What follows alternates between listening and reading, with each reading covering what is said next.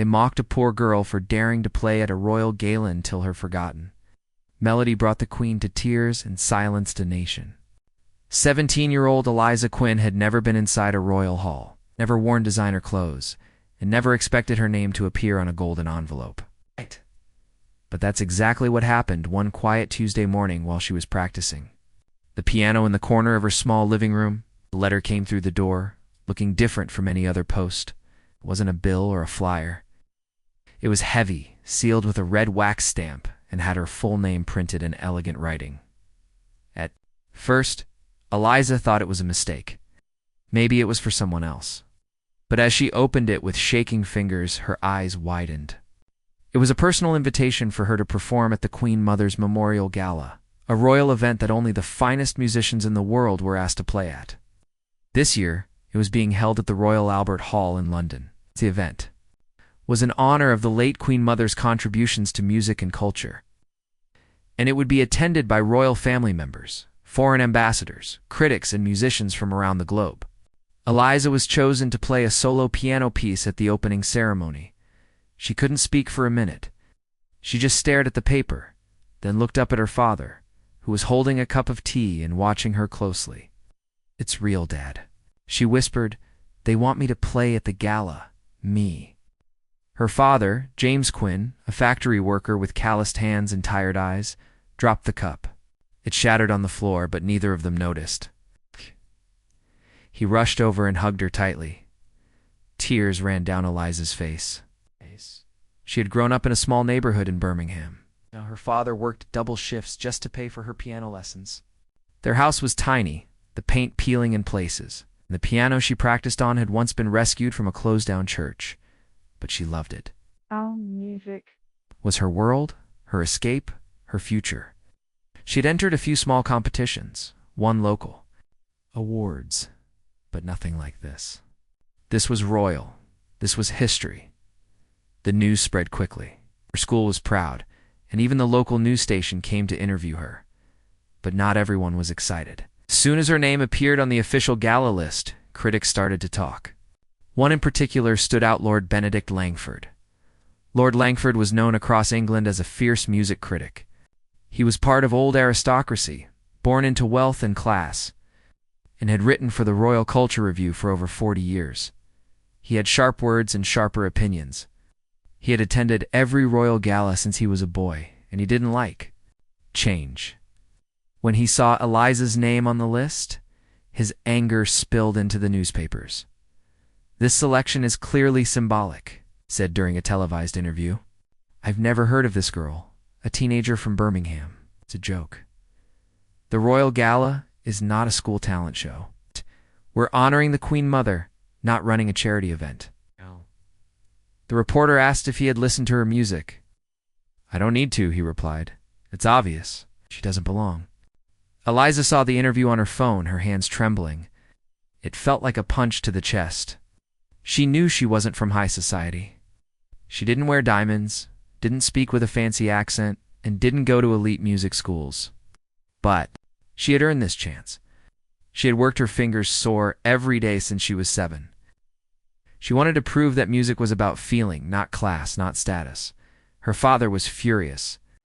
"He's just scared," he said, trying to comfort her. "Scared that someone like you can play better than all his polished, rich friends." Eliza nodded, wiping her tears. "Then I'll show him. I won't just play. I'll make sure no one ever forgets it." She started practicing day and night. Her fingers flew over the keys, but her heart was heavy. The pressure was huge. What if she failed? What if she froze on that big stage? What if Lord Langford was right? Weeks passed quickly, and soon, Eliza was on a train to London with her father. The city felt like a different planet. Everything was taller, shinier, and faster. They checked into a small hotel, and the next morning, she arrived at the Royal Albert Hall for rehearsals. The building was breathtaking. The red carpets, golden chandeliers, and giant portraits made her feel small. She walked past a line of world-famous musicians tuning their instruments. Many of them looked at her with curiosity, some with kindness, some with judgment. At the rehearsal hall, she met the conductor, Maestro Rinaldi, a kind Italian man with silver hair and sharp eyes. "Ah, Miss Quinn," he said, shaking her hand. "We've heard about you. Welcome." Some nodded politely. Others looked at her with thin smiles. She could feel the invisible wall between her and them. She wasn't one of them. Not yet. Later that day, she overheard two violinists talking near the tea table. "She's the one Langford was talking about," one whispered. "Imagine letting a schoolgirl open a royal gala." Eliza pretended not to hear, but it hurt. The whispers followed her everywhere. She tried to focus. She rehearsed her solo again and again. But something didn't feel right. It sounded beautiful, but it wasn't special, wasn't unforgettable. She wanted to do something more, something personal, something powerful. That night in the hotel room, she sat by the window and thought about the Queen Mother. What kind of music did she love? Was there a deeper way to honor her? She borrowed her father's laptop and started researching. She went through articles, books, and old videos. Then she found something in an interview from decades ago, where the Queen Mother mentioned a secret arrangement of the national anthem she had written herself during World War II. It was in a rare Scottish key, blending sorrow and hope. She had played it only once for her children during an air raid, to comfort them. No one had ever played it publicly. Eliza's heart began to race. She knew right then what she had to do. She contacted the Royal Archive and, with the help of Maestro Rinaldi, requested permission to access the original sheet. It took hours of convincing, but they finally allowed her. When she saw the handwritten notes, tears filled her eyes. The melody was haunting, full of emotion, different from anything she had played. She spent the next few days learning it in secret. She didn't tell anyone, not even her father. It was risky. It wasn't part of the original program. If she failed, it could end her career before it even began. But if she succeeded, it could mean everything. The night before the gala, she stood alone on the stage while the hall was empty. She looked out at the thousands of red velvet seats, at the royal boxes, at the golden ceiling. She placed her fingers on the keys and played the Queen Mother's anthem softly, letting it echo through the quiet space. Queen Mother listening, her father watched from the back, tears in his eyes. He didn't know what she was playing, but he knew it was something sacred. The next day would be the performance. Eliza knew that people like Lord Langford would be watching, waiting to tear her down. But she also knew she had something they couldn't understand. Not just talent, but heart. And that would be enough. She went to bed with the melody still, dancing in her head, ready to turn the most painful moment of her life into the most powerful. Eliza Quinn stepped inside the Royal Albert Hall early the next morning. The grandness of the place hit her again. The giant red velvet curtains, the crystal chandeliers, and the gold designs on the ceiling, all of it made her feel like she had entered a different world. A world where people wore diamonds, spoke in perfect accents, and had last names known by the Queen. But she reminded herself why she was there. She wasn't going to let anyone make her feel small. She clutched the folder that held the handwritten version of the Queen Mother's secret anthem. She had studied it all night. The notes were soft but deep, almost like a whisper of history. And each bar had a different mood, some joyful, others filled with quiet sadness. The key was unusual, and the transitions were tricky. But Eliza loved it more than any piece she had ever played. She felt connected to it. She didn't want to just perform at the gala, she wanted to leave a mark. The rehearsals began with the full orchestra. Famous musicians filled the stage. Some wore expensive coats. Others carried leather folders with gold stamps. Eliza stood near the piano and waited quietly for her turn. Maestro Rinaldi, the conductor, gave her a kind smile. "You'll do fine," he whispered to her. "Just remember, music isn't about impressing them. It's about moving them." She nodded, but her hands were cold. When her name was called, she stepped forward. Some eyes turned to her, some eyebrows raised. A few musicians whispered to each other. She tried not to look at them. She sat down, placed her fingers on the keys, and played her official solo piece, the one she had prepared before she found the Queen Mother's version. As she played, the room was quiet, but it didn't feel like silence of respect. Felt like they were waiting for her to mess up. She finished the piece, and the room gave polite claps, nothing more. It wasn't bad, but it wasn't special either. Maestro Rinaldi nodded at her. Clean, good control, he said kindly. But Eliza could tell by the faces of others she hadn't done anything unexpected. She hadn't surprised them. During lunch break, she sat alone at a small table. She took out the Queen Mother's sheet and looked at it again. That was the piece she wanted to play, the one she believed in. But it wasn't in the schedule. She hadn't told anyone about her plan, yet not even the event organizers. She wasn't sure how they'd react. Suddenly, she heard two older musicians talking behind her. She's the one Langford spoke about, one said. How did she even get this slot? She won a local competition or something. Sob story. Probably made for headlines. Royal events aren't for charity cases, the man whispered. Eliza's hands tightened on the paper. She wasn't angry. She was determined. She stood up, walked toward Maestro Rinaldi, and asked if she could speak to him alone. They stepped into a quiet hallway near the side of the stage. I found something, she said, holding up the old sheet. It's a version of the national anthem the Queen Mother wrote during the war. I want to play it instead of the original piece. Maestro Rinaldi's eyes widened. He took the paper, looked at it closely, and ran his fingers over the notes. This is real? He asked softly. I got permission from the Royal Archive. I found it after reading about her war diaries, Eliza said. Maestro Rinaldi looked at her with surprise and admiration. This arrangement is very personal, very rare. I think it says more about her life than anything else we're playing, Eliza added. If the gala is in her honor, this should be the piece. He stared at her for a long moment. If you play this, people might get upset, especially someone like Langford. I know, she said quietly, but I'm not here to make them comfortable. I'm here to tell the truth. Maestro Rinaldi smiled slowly. You are braver than you look. That evening, he spoke to the gala organizers. They were hesitant, but once he explained the origin of the piece and how Eliza had done the research herself, they gave cautious approval. Only if it's flawless, they warned. This is royal memory. No mistakes. Eliza now had just one night to perfect it. Back at the hotel, her father listened as she played the arrangement again and again. He sat on the bed, holding a mug of tea, watching his daughter in awe. That's different from your other pieces, he said. It sounds like ... I don't know, like it remembers something. Eliza nodded. It's from the heart. You really want to play that tomorrow? I have to. That night she barely slept. Her mind kept going through every note, every chord change, every feeling behind the music. She wasn't nervous about forgetting the notes. She was nervous about being accepted, about whether they'd hear the meaning behind it, whether it would be enough to silence Lord Langford and his sharp tongue. The next morning, the final rehearsal began. Everyone was on edge.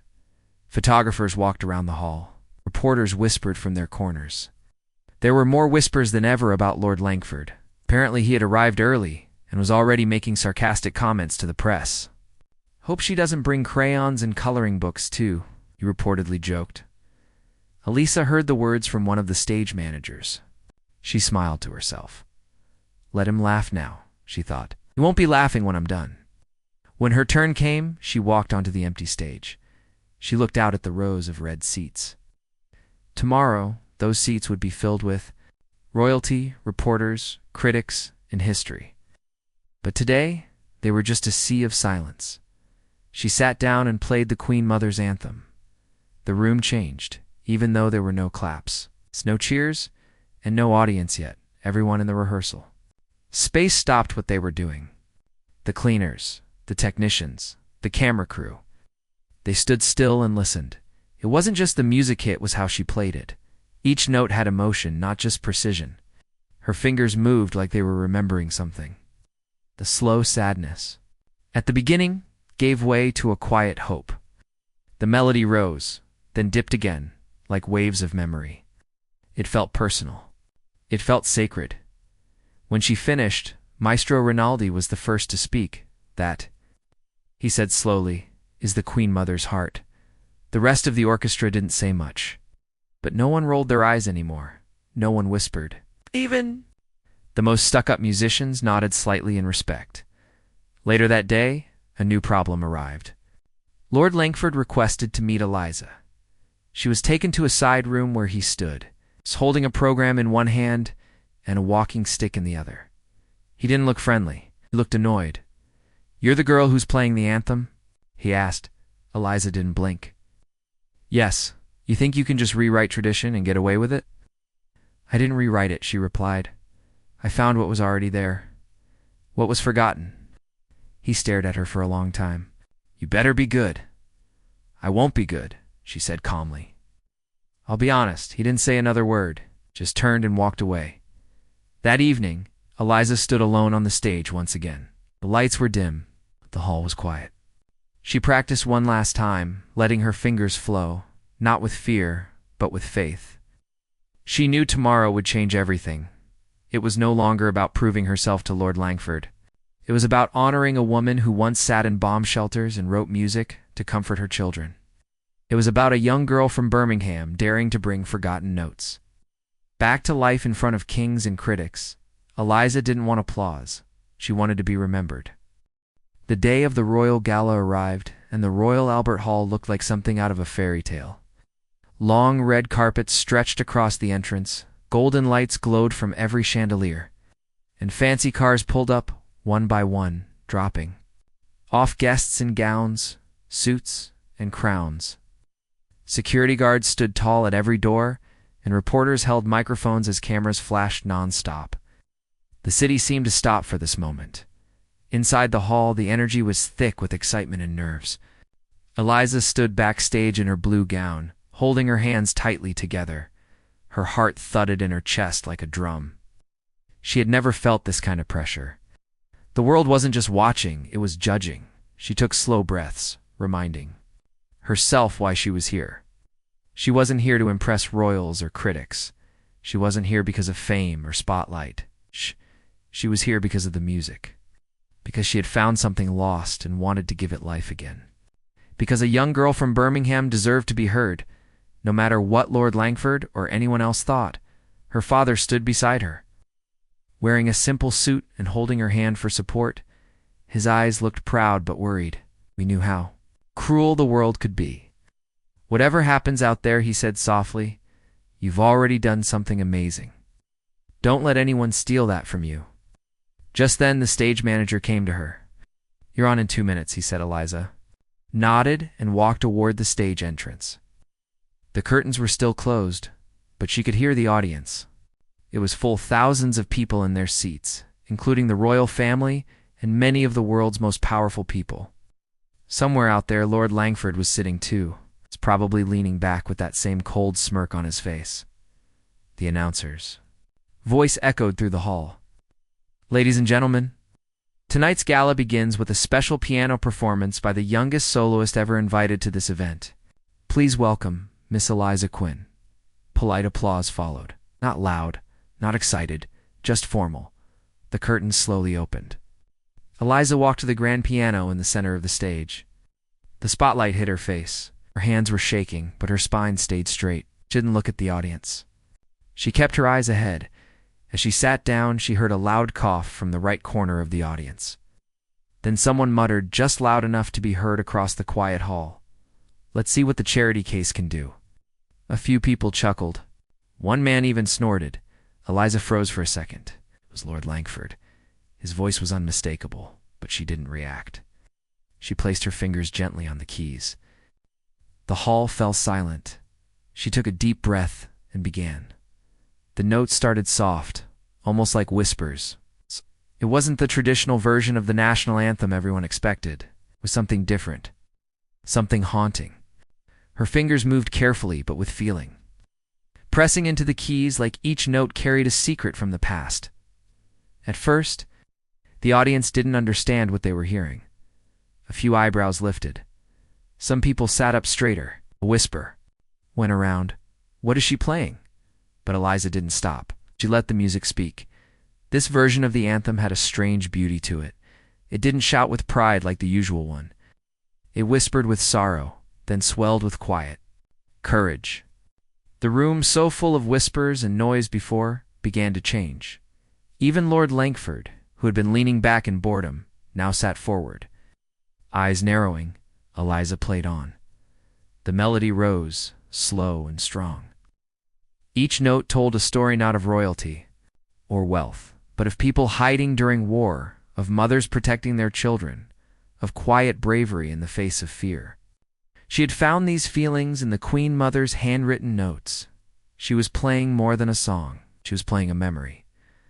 By the time she reached the middle of the piece, the hall was completely still. No coughs, no whispers. The sound of a program shifting.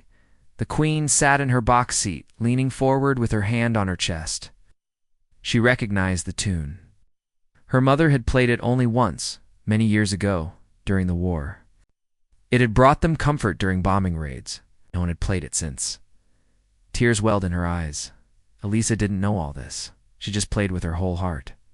Her hands moved with confidence, her eyes closed now, feeling every note. The last part of the anthem slowed again, gentle, soft, like the end of a prayer. Then, silence. For a few seconds, the hall stayed frozen. No one moved. Then came a single clap. Then another. And suddenly the entire room rose to their feet in one loud, roaring, emotional standing ovation. People were crying. Some clapped with their hands over their mouths. Even stiff old critics had their eyes wide with surprise. Eliza opened her eyes slowly. She saw the crowd standing, the Queen herself wiping a tear. And then her eyes landed on Lord Langford. He was still sitting. Still silent, but then something unexpected happened. He slowly rose to his feet. He didn't smile, but he clapped. Not fast, not loud, but steady, respectful. That moment meant more to Eliza than words ever could. The music had done something no explanation, no speech, no letter could ever do. It had broken through the walls of pride, tradition, and doubt. She stood, bowed quietly, and walked off stage. Backstage, people rushed to her. Reporters shouted questions. Musicians hugged her. Even members of the royal staff came to shake her. Handa, her father, stood at the edge of it all, eyes full of pride and tears. She ran to him and hugged him tightly. "You did it," he whispered. "I didn't just play the anthem," she said. "I played her story." Later that evening, the news exploded. Videos of her performance went viral within hours. Read, "Young girl changes royal gala with forgotten anthem." Eliza Quinn moves royal family to tears, and even Langford silenced by teen pianist's performance. Across the country, people started talking not just about Eliza's talent, but about what the piece represented: a link to the past, a reminder of true courage, and a lesson that greatness doesn't come from where you're born, but from how deeply you care. Lord Langford was approached by the press after the event. At first, he refused to speak. But one reporter asked, "Was she what you expected?" He paused, then said, "No, she was far more." That night, Eliza and her father walked along the quiet streets of London, the city glowing around them. Looked up at the stars, feeling light, free. She had gone up against the most powerful voices, the most painful judgment, and the heaviest expectations, and she hadn't just survived. She had changed the room. She had told a story no one else had dared to tell, and they had listened. The standing ovation hadn't faded completely when Eliza Quinn stepped off the stage, her legs shaking with emotion. The noise behind the curtains sounded like waves of people still clapping, still cheering, still rising to their feet even after she had disappeared from their sight. But Eliza wasn't thinking about applause. She was thinking about the Queen Mother. She could still feel the power of the music in her fingertips, as if her soul had left a part of itself on those piano keys. The backstage area was chaotic. Everyone who had seen her performance wanted to speak with her. Event organizers rushed over, praising her over and over. One of them, a woman with a tight bun and royal brooch, said breathlessly, "In all my years, I've never seen the Queen so visibly moved. Do you know what you just did, child?" Eliza gave a small smile. She didn't feel like a child anymore. She had walked onto that stage with people doubting her, mocking her hand now. The same people were speechless. Soon, news of what happened in the Royal Albert Hall spread like fire. Television channels showed clips of her performance every hour. Social media exploded with praise, calling her brave, gifted, and even magical. Journalists called her the girl who played the Queen's heart. Music experts from around the world shared her story, but it was what happened after the SH performance that truly changed everything. An assistant from the Royal Press Office approached her quietly, handed her a card, and said Her Majesty would like to speak with you privately. Eliza blinked in surprise. "The Queen," she whispered. "Yes, after the event. You'll be taken to a secure lounge." Lisa could hardly believe it. She looked at her father, who nodded in support, though he was clearly overwhelmed too. That night, after the final curtain closed and the royal guests were escorted out, Elisa was led through a long corridor in the back of the hall. The guards opened a heavy wooden door, and inside, the Queen herself stood beside a fireplace, holding a small music book in her hands. She looked different than she did on television, less like a figure of power, more like a grandmother, warm, tired, and deeply thoughtful. "Miss Quinn," the Queen said, "please, come in." Eliza walked forward, her voice caught in her throat. "I recognized the piece the moment you began playing." "What?" the Queen continued. "No one else would have. My mother used to play that when the bombs were falling. It was her secret melody. We were children then, afraid. But when she played it, the world felt safe. For you to find that and bring it back. It was a gift." Eliza stood silently, her hands clasped together. "You didn't just play music tonight," the Queen said softly. "You honored memory. You honored courage. And you reminded this room full of proud people that greatness doesn't always wear crowns." Tears welled up in Eliza's eyes. "Thank you, Your Majesty," she whispered. The Queen stepped forward and handed her the music book. "This belonged to my mother. It contains many of her personal compositions. I think she'd want you to have it." Eliza held it gently like treasure. She couldn't speak. She just bowed her head with respect. When she left the lounge, her father was waiting outside. She showed him the book. Didn't say a word, he just hugged her tightly the next morning. The newspapers were covered in stories about Eliza, not just in the UK, but all across Europe and even in America. Face was everywhere. Headlines like "Teen Pianist Rewrites Royal History" and "Eliza Quinn Brings Palace to Tears" filled every page. But one article stood out. It was written by Lord Benedict Langford himself. The article appeared on the front page of the Royal Culture Review, the same magazine that had once been his weapon for tearing down new talent. But this time, the tone was different. The title of his piece was simple: "I Was Wrong." In the article, Langford admitted that he had dismissed Eliza before ever hearing a single note. He confessed that he believed only pedigree could create greatness. But watching her on that stage, hearing the lost anthem played with such care and emotion, had shaken something inside him. "She reminded me," he wrote, "that music is not born in palaces, but in hearts. And that brilliance, no matter where it comes from, cannot be denied." The article ended with a personal story.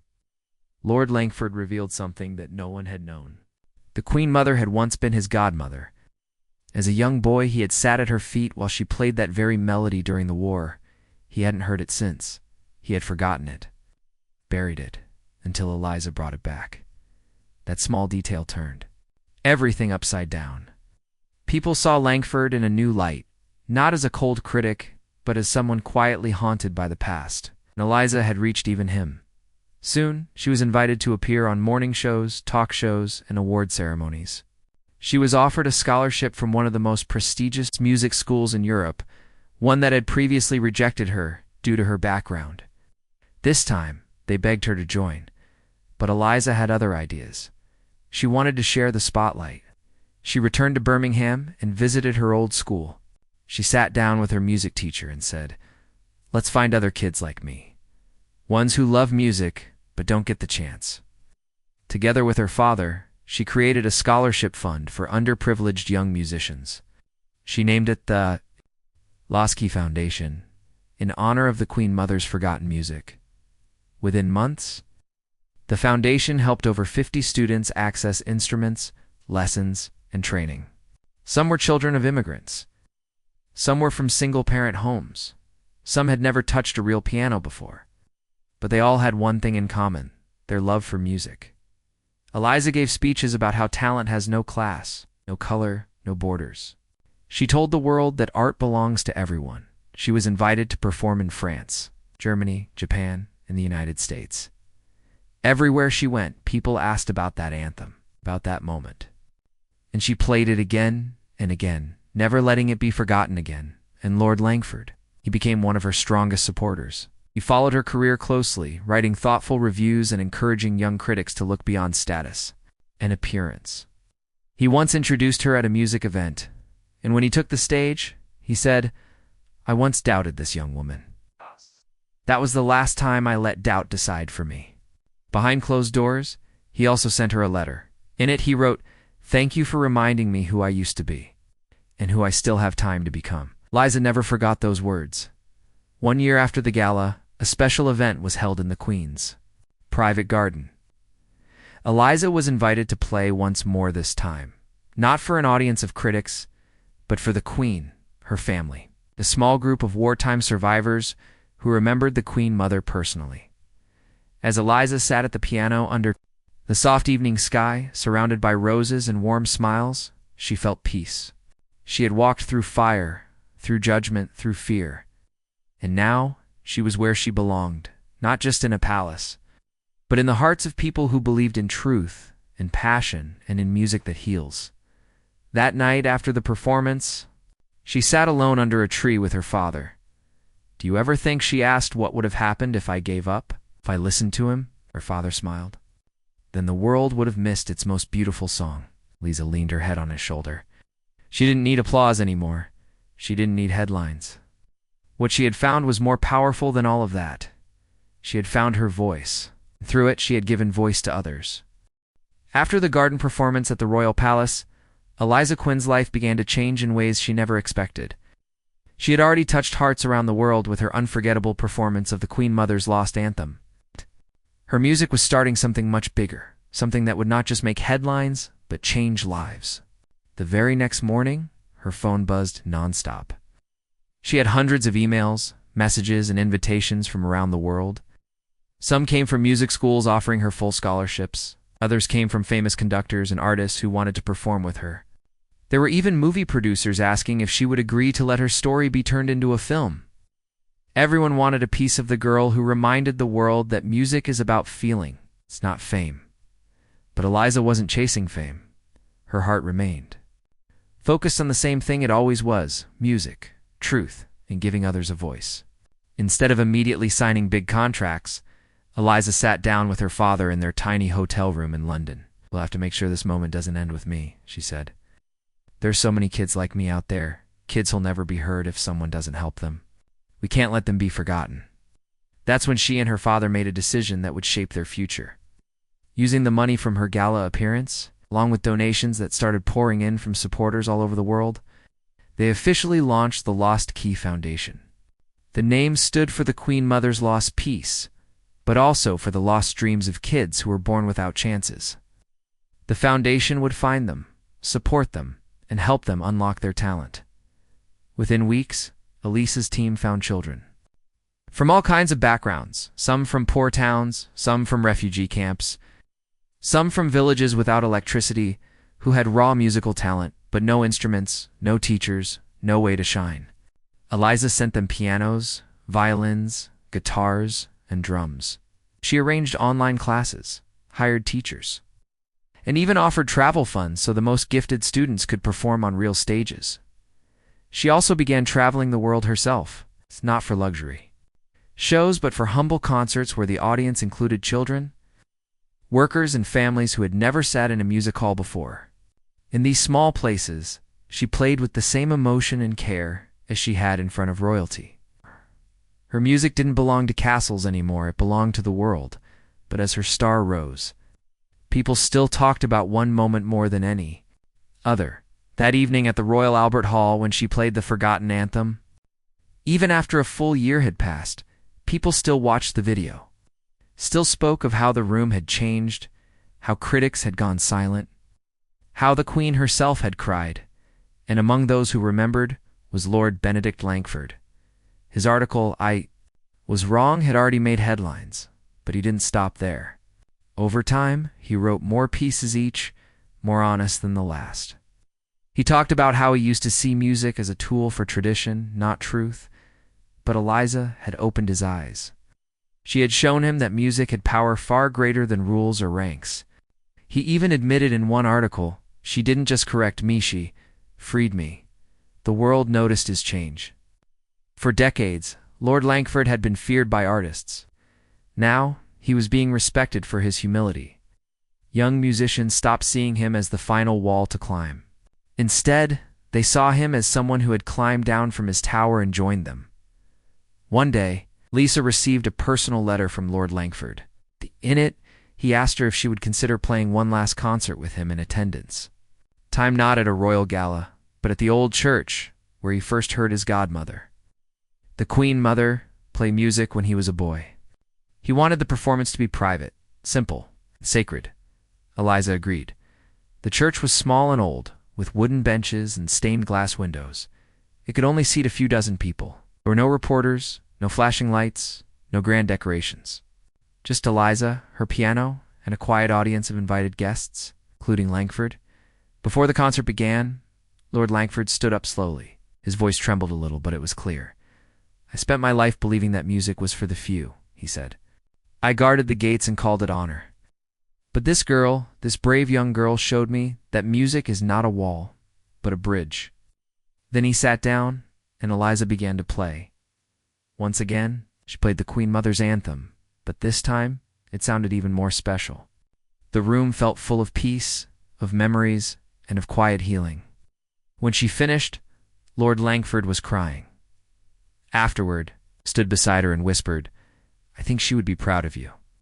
That night, Eliza and Langford spoke for hours. He told her stories of his childhood, of the war, of the Queen Mother's kindness. And Eliza shared her dreams for the foundation. By the end of the evening, he handed her a check. "This is my apology," he said. "Use it for the ones who haven't been heard yet." The check was large enough to build a small music school. Eliza didn't waste a minute. She returned to Birmingham and began construction on the Lost Key Music Academy, a place where young musicians from all walks of life could come, learn, and grow. The school had no uniform, no fancy rules, just instruments, open hearts, and room for dreams. The opening day was beautiful. Hundreds of kids and parents gathered. Eliza stood at the front with her father and Lord Langford beside her. They cut the ribbon together.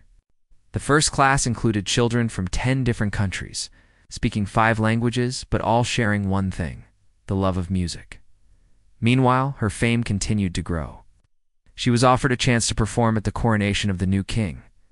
Many expected her to play something grand, loud, and traditional. But instead, she chose to perform a gentle version of the anthem in the same key she had once played at the gala, the Queen Mother's key. The hall stood in silence, just like before, and when she finished, the king himself stood and applauded first. Years passed. Eliza became more than a musician. She became a symbol of what's possible when someone refuses to be defined by their class, their background, or their critics. She had come from a small flat in Birmingham, taught herself, using a broken piano, and ended up touching the hearts of royalty and strangers alike. One day, while walking through the academy's hallway, Eliza stopped to look at a photo of herself at the gala. She stood beside the piano, her face young and uncertain, her hands resting on the keys. She smiled. A young student walked by and asked, "Is that really you?" Eliza nodded. "That was the night everything changed." "Were you scared?" the child asked. "Yes," she said softly, "but I did it anyway."